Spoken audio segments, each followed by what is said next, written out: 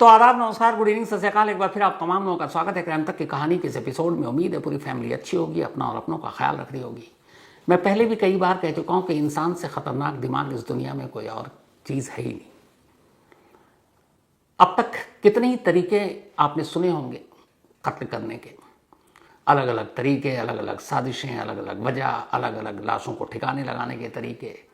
हाल फिलहाल में तो वो चाहे नीला ड्रम हो, संदूक हो, बैग हो, बेड बॉक्स हो, फ्रिज हो, कुकर हो, कहाँ कहाँ से लाशें उगली और कैसे कैसे किस किस तरीके से कत्ल हुआ। अभी कुछ वक्त पहले ऐसे ही दो चीज़ें आई थी, दो कहानियाँ, एक अजमेर से, एक शामली से।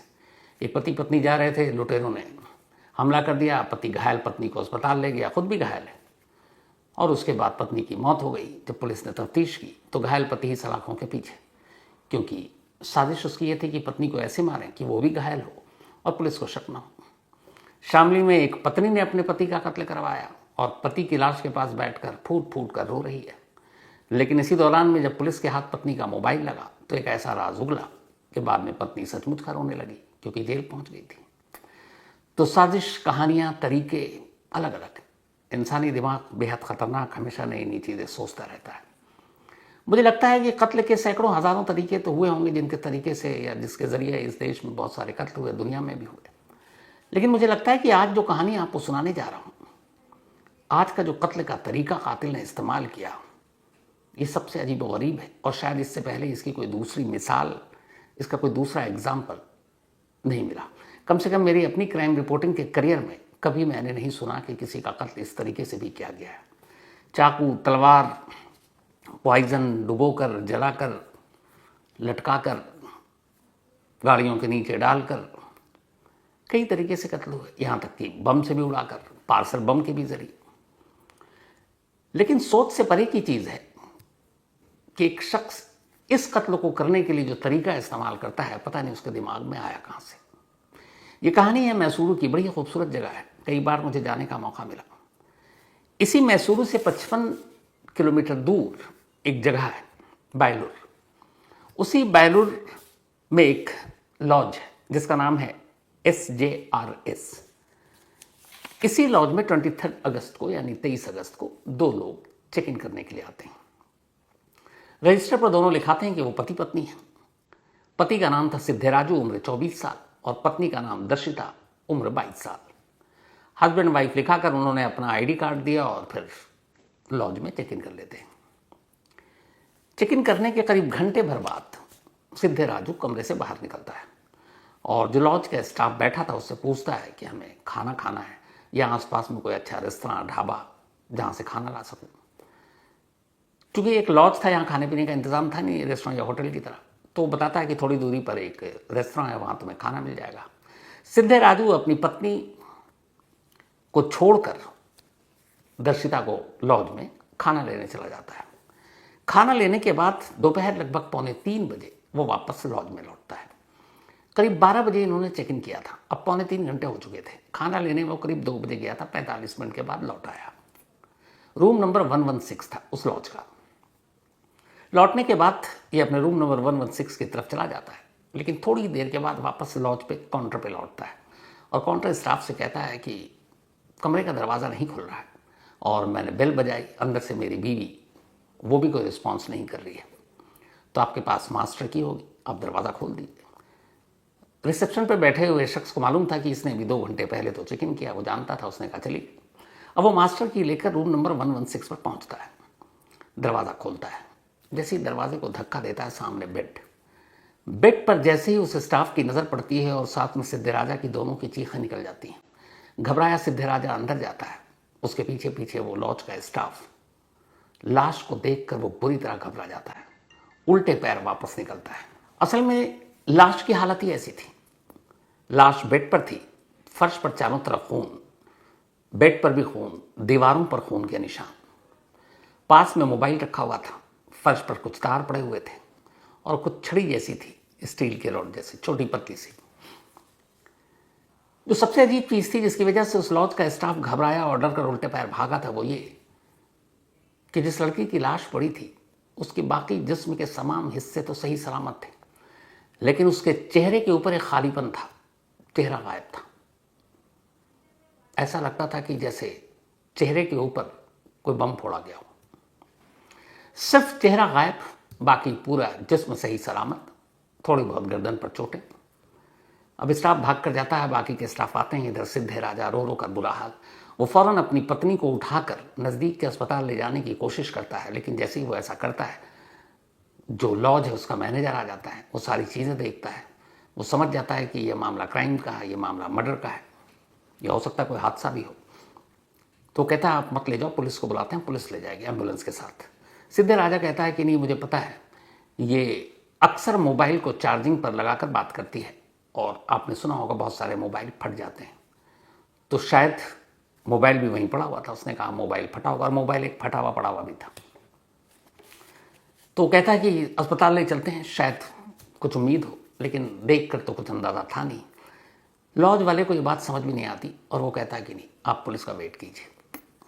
बार बार जिद करता है सिद्ध राजा, लेकिन लॉज के लोग उसे जाने नहीं देते, वहीं रोकते हैं, पुलिस को कॉल करते हैं। अब पुलिस मौके पर, जब पुलिस कमरे में दाखिल होती है, लाश की हालत देखकर उनके भी रोंगटे खड़े हो जाते हैं, क्योंकि ऐसी लाश उन्होंने इससे पहले देखी नहीं, जिसका सिर्फ चेहरा गायब है, एक तरह से खालीपन है। चेहरे का ऊपरी हिस्सा सामने का पूरा गायब है। दीवारों पर, फर्श पर, बेड पर हर तरफ खून के छींटे हैं, शायद चेहरे के कई टुकड़े हैं जो बिखर कर उड़े।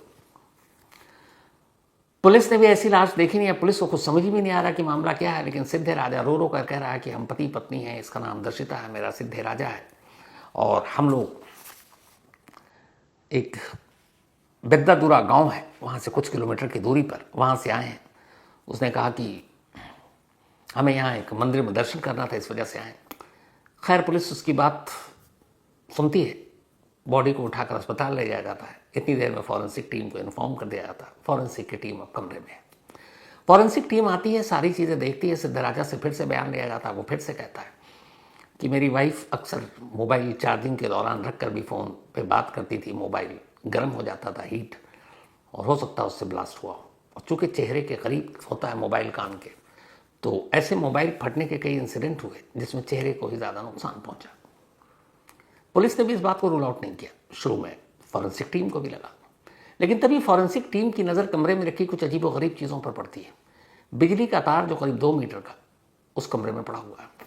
कुछ उन्होंने देखा कि एक छड़ी जैसी पड़ी हुई है। गिलेटिन एक शब्द है जो विस्फोट के लिए इस्तेमाल किया जाता है, उसके कुछ अंश वहाँ पड़े थे।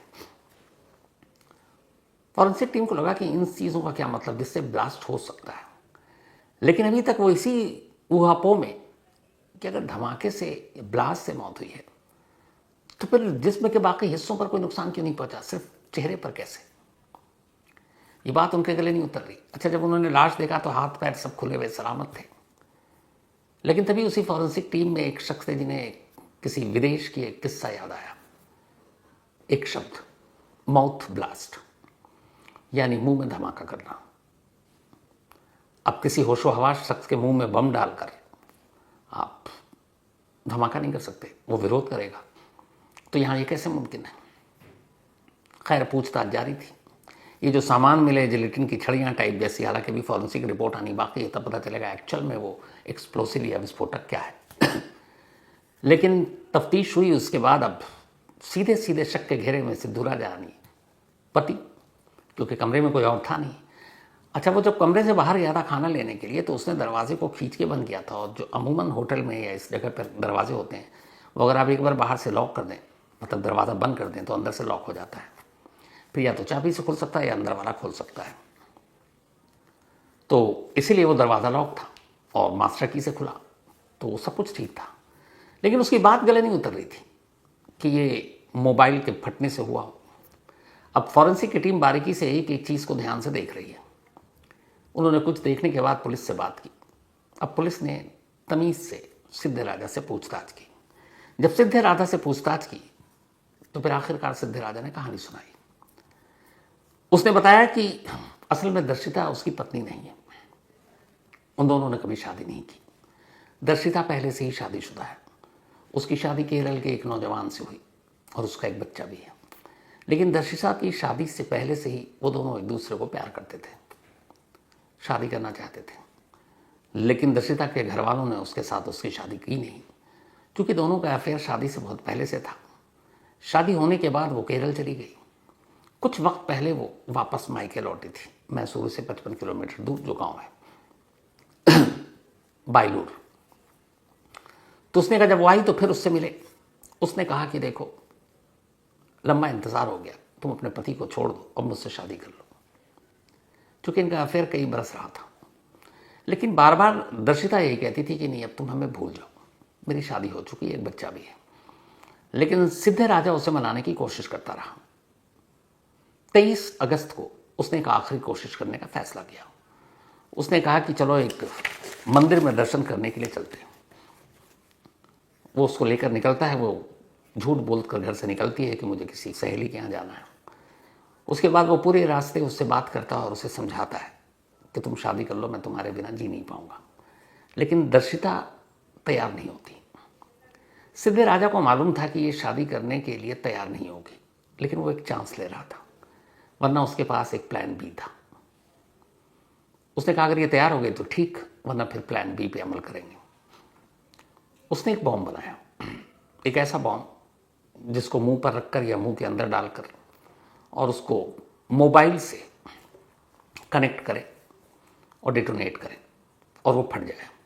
लेकिन वो बम इतना बड़ा हो कि बहुत ज़्यादा नुकसान ना पहुंचे। उसे पता था कि अगर मुंह के अंदर बॉम्ब रखेंगे तो वैसे ही जान चली जाएगी, लेकिन धमाके की आवाज़ भी ज़्यादा नहीं होनी चाहिए।